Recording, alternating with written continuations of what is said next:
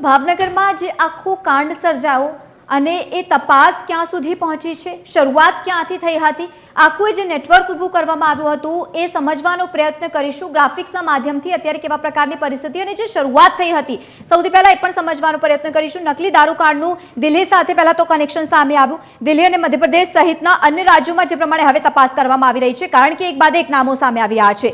નકલી દારૂ કાંડમાં દિલ્હી કનેક્શનનો ચોંકાવનારો આ ખુલાસો અત્યાર સુધીમાં થયો છે. જે પ્રમાણે સતત તપાસ કરવામાં આવી રહી છે, અલગ અલગ રાજ્યોના નામો હવે સામે આવી રહ્યા છે.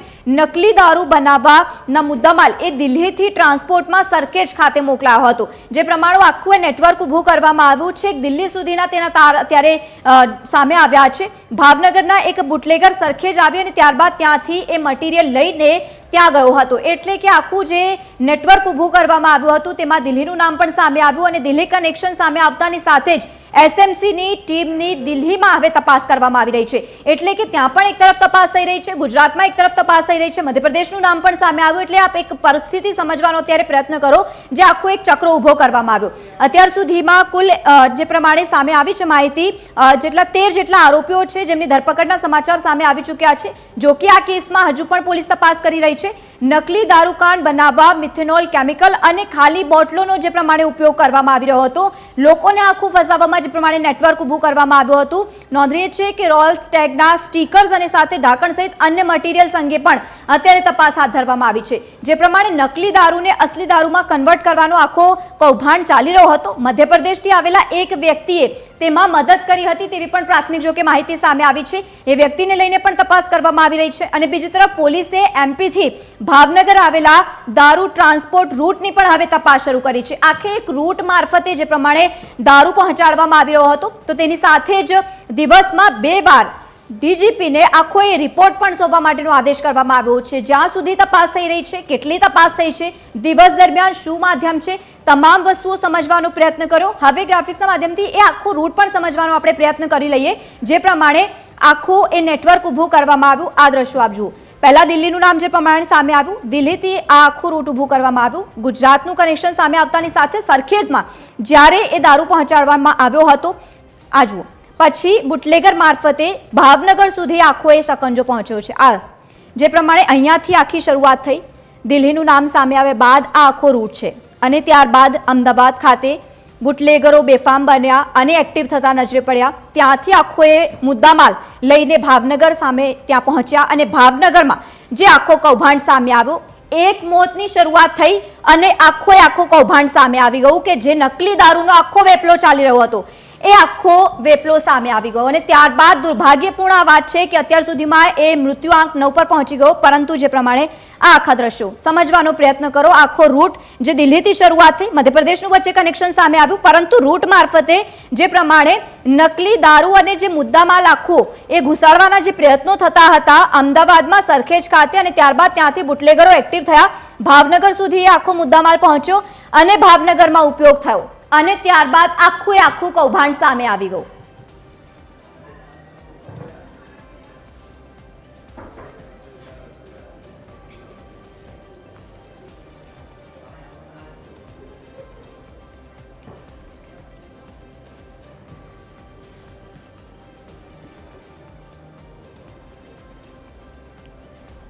તો હવે આ મુદ્દે વધુ માહિતી સાથે સંવાદદાતા આયુષી યાજ્ઞિક અમદાવાદથી સાથે જોડાયા છે અને અલ્પેશ ઢાબે આપણી સાથે ભાવનગરથી જોડાયા છે. સૌથી પહેલા આયુષી, અમદાવાદનું નામ સામે આવ્યું, સરખેજ વિસ્તારનું નામ આવ્યું, ત્યાંથી ભાવનગર સુધી આખો જે વેપલો ચાલ્યો છે. અમદાવાદમાં શું અત્યારે માહિતી છે, કેવા પ્રકારની અપડેટ અને પોલીસ શકંજો ક્યાં સુધી પહોંચ્યો છે?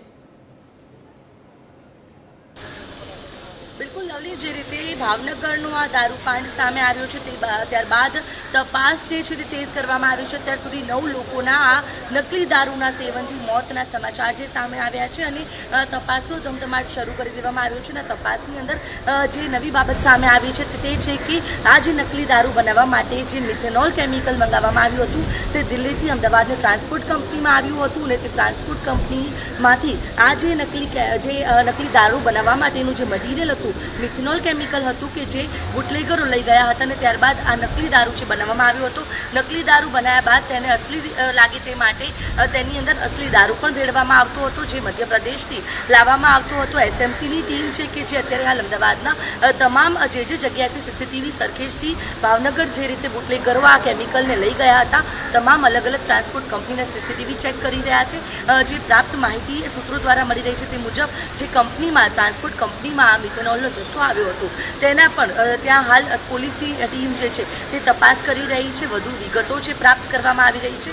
આ આખા લટ્ટાકાંડને લઈને જે ઉપરી અધિકારીઓ પણ જે સઘન તપાસ માટે દબાણ કરી રહ્યા છે કે આખું આ કઈ રીતે નકલી દારૂનો વેપલો થતો હતો, કેટલા સમયથી ચાલતો હતો, કોણ કોણની આની અંદર સંડોવણી છે. જે રીતે દિલ્હીથી મિથેનોલ લાવવામાં આવ્યું હતું, મધ્યપ્રદેશથી જે આ નકલી ખાસ કરીને બનાવટ માટે જે મધ્યપ્રદેશથી કોઈ વ્યક્તિ આપતું હતું અને આખું આ નકલીનો વેપલો જે છે તે ચાલતો હતો. એટલે કે હવે તમામ સીસીટીવી છે, તમામ જે એક કડી જે મળી રહી છે તે સઘન તપાસ કરવામાં આવી રહી છે.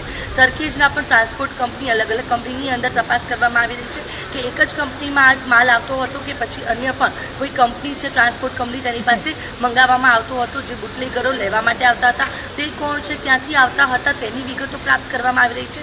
દિલ્હીમાં કઈ જગ્યાએથી આ મિથેનોલ મોકલવામાં આવતું હતું તેની પણ તપાસ કરવામાં આવી રહી છે. અને એસએમસીની ટીમ ભાવનગર, અમદાવાદ, દિલ્હી અને મધ્યપ્રદેશની અંદર અલગ અલગ પાસાઓને લઈને તપાસ કરી રહી છે. રોજે રોજ નવી કડીઓ સામે આવી રહી છે. ગૃહ વિભાગ દ્વારા પણ કડક સૂચના આપવામાં આવી છે કે પડે અપડેટ આપવામાં આવે. ડીજીપીને દિવસમાં 2 વખત આ તપાસ ક્યાં પહોંચી, શું નવી બાબત તપાસમાં સામે આવી છે તે કરવામાં આવે. સરખેજ વિસ્તારની અંદર પણ પોલીસનું સઘન તપાસ જે છે તે કરવામાં આવી રહ્યું છે. લવલી, બિલકુલ આવ્યું છે, જોડાયેલા રહેજો. અલ્પેશ, નકલી દારૂકાંડમાં મૃત્યુઆંક વધ્યો છે, વધુ એકના મોતના સમાચાર, તપાસ ક્યાં સુધી પહોંચી છે?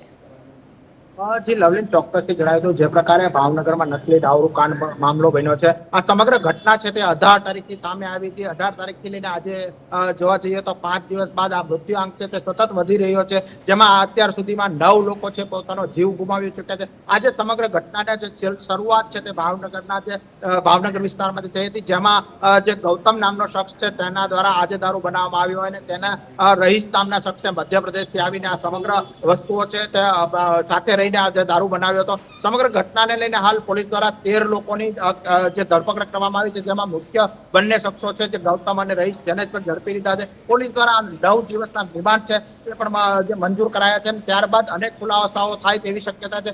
જે પ્રકારે હાલ સિલસિલો શરૂ છે તેમાં 17 લોકો હાલ હોસ્પિટલ ખાતે એડમિટ છે, તેમાં 3 લોકોની હાલત હજુ પણ ગંભીર છે. એટલે કહી શકાય કે મૃત્યુઆંક વધે તેવી પણ શક્યતા જોવામાં આવી રહી છે. પરંતુ આરોગ્ય વિભાગ દ્વારા તમામ પ્રકારે કાર્યવાહી પણ હાથ ધરવામાં આવી છે. બેસ્ટ ડોક્ટરની ટીમ છે તે ઉતારવામાં આવી છે.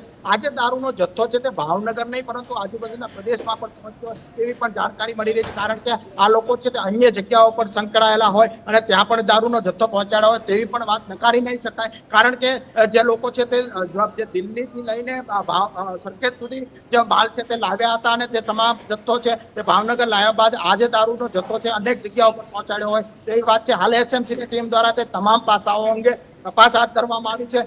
ભાવનગર થી લઈને જે મધ્યપ્રદેશ અને ત્યારબાદ દિલ્હી અને અમદાવાદના સરખેજ સુધી જે તમામ કનેક્શન જોડાયા છે તે અંગે પોલીસ દ્વારા તમામ જગ્યાઓ પર તપાસ હાથ ધરી છે. 21 લોકો છે જેની સામે એફઆઈઆર નોંધાઈ છે, તેમાંથી 13 લોકોને ઝડપી લે, ત્યારે અન્ય લોકો છે તેને ઝડપી લેવા પણ હાલ પોલીસે કાર્યવાહી હાથ ધરી.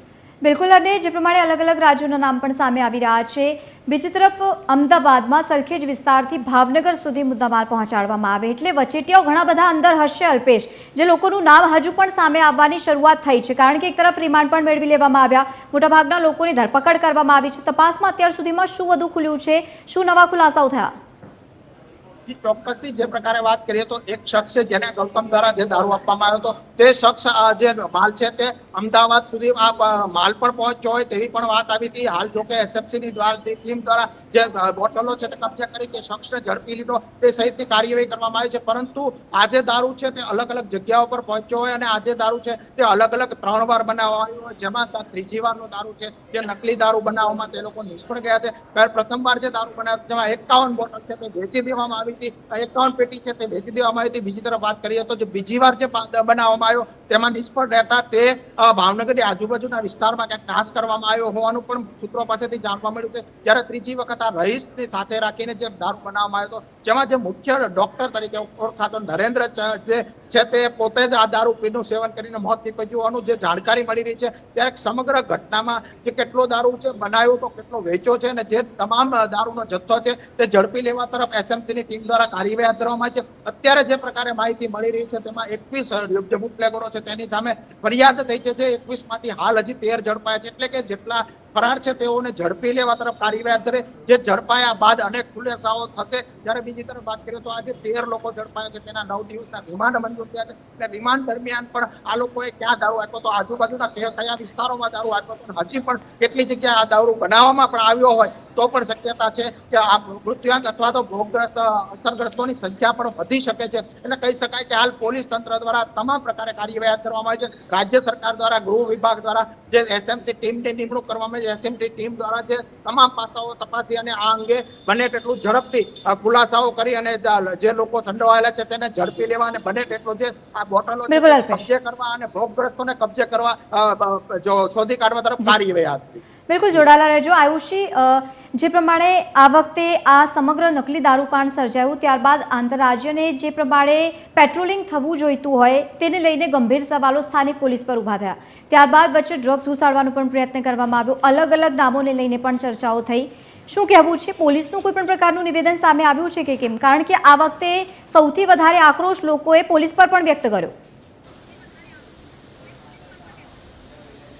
બિલકુલ લવલી, જે જનતા છે તેને પોલીસ પર રોષ એટલે છે કે જે રીતે ગુજરાતમાં દારૂબંધી છે છતાં પણ દારૂ કઈ રીતે આવે છે અને દારૂની સાથે સાથે જે રીતે આટલું મોટું નકલી દારૂનો જે કાંડ છે ભાવનગરની અંદર ચાલી રહ્યો હતો, ત્યારે પોલીસ તપાસમાં કેમ આ ઘટના સામે ન આવી? પોલીસના પેટ્રોલિંગ ઉપર સવાલો ઉઠી રહ્યા છે. જ્યારે આ લઠ્ઠાકાંડની ઘટના સર્જાઈ છે ભાવનગરમાં, ત્યારબાદ અમદાવાદની વાત કરવામાં આવે તો અમદાવાદમાં પણ અલગ અલગ ઠેકાણાઓ પર પોલીસ દ્વારા તપાસ કરવામાં આવી છે. ગઈકાલે જ પોલીસ દ્વારા જે સરખેજ વિસ્તારમાં પણ તપાસ કરવામાં આવી, જ્યાં કોઈક ગામની અંદર કોઈ ખેતરની અંદર દેશી દારૂની ભઠ્ઠી જે ચાલતી હતી, જે દેશી દારૂ બનાવટ જ્યાં ચલાવતો હતો, ત્યાંથી એક વ્યક્તિની ધરપકડ પણ કરવામાં આવી. જોકે સવાલ એ થાય છે કે આ પ્રકારની દુર્ઘટના કોઈ સર્જાય, આ પ્રકારે આખું કાંડ સામે આવે, ત્યારબાદ કેમ પોલીસ જાગે છે? કેમ પહેલાં પોલીસ કોઈ કાર્યવાહી નથી કરતી? જે દારૂ અંદર આવે છે ગુજરાતની બોર્ડર્સ પરથી, અન્ય જિલ્લા અંદર અન્ય રાજ્યોની બોર્ડર્સ પરથી ગુજરાત રાજ્યની અંદર દારૂ આવે છે, કઈ રીતે આવે છે? તમામ ચેકપોસ્ટો જે હોય છે, ચેકપોસ્ટ ઉપર કેમ તપાસ નથી થતી? તે પણ ક્યાંક ને ક્યાંક જનતા સવાલ કરી રહી છે. કારણ કે આ ભાવનગરનો આખો લઠ્ઠાકાંડ સામે આવ્યો, 9 લોકોના જીવ ગયા અને આ આખી જીવ ગયા બાદ ખ્યાલ આવે છે કે નકલી બનાવટનો જે દારૂ હતો તેનું સેવન કરવાથી આ ઘટના સર્જાય. જે માટે જે રોયલ સ્ટેક દારૂ જે છે તેની બોટલો મંગાવવામાં આવે, તેની જે સ્ટીકર્સ જે છે તે પણ બનાવવામાં આવતા હતા. બોટલો જે છે તે નકલી દારૂ અસલી લાગે તે માટે અસલી દારૂ તેની અંદર ભેળવવામાં આવતો હતો. અસલી દારૂ મધ્યપ્રદેશથી આવતો હતો. એટલે કે આ જે બોર્ડર્સ છે રાજસ્થાન, મધ્યપ્રદેશ સહિતની, ત્યાંથી કઈ રીતે દારૂ ગુજરાતમાં આવે છે અને ગુજરાતમાં આવ્યો તો કઈ રીતે પોલીસ તપાસ પર પણ ક્યાંક ને ક્યાંક સવાલો ઉઠી રહ્યા છે. એટલે જનતાનો રોષ સ્વાભાવિક છે કે દારૂબંધી વચ્ચે કઈ રીતે આ પ્રકારે અધધ દારૂ ગુજરાત રાજ્યમાં આવી રહ્યો છે. બિલકુલ, આયુષી અને અલ્પેશ સાથે જોડાયા તે બદલ આ બંનેનો આભાર. અપડેટ લેતા રહીશું. તો જે પ્રમાણે આ સમગ્ર નકલી દારૂકાંડ સર્જાયો અને ત્યારબાદ તપાસના ચક્રો ગતિમાન કરવામાં આવ્યા, અલગ અલગ રાજ્યોની જ્યારે સંડોવણી સામે આવી છે, સૌથી પહેલાં સ્થાનિક લેવલે પોલીસની કામગીરી પર લોકોએ ભારે આક્રોશ પણ વ્યક્ત કર્યો અને સાથે સાથે પેટ્રોલિંગ પર અનેક સવાલો ઊભા કર્યા. જો કે TV13 ગુજરાતી તરફથી સતત આપ સુધી આ ઘટનાને લઈને અપડેટ પહોંચાડવામાં આવી રહી છે.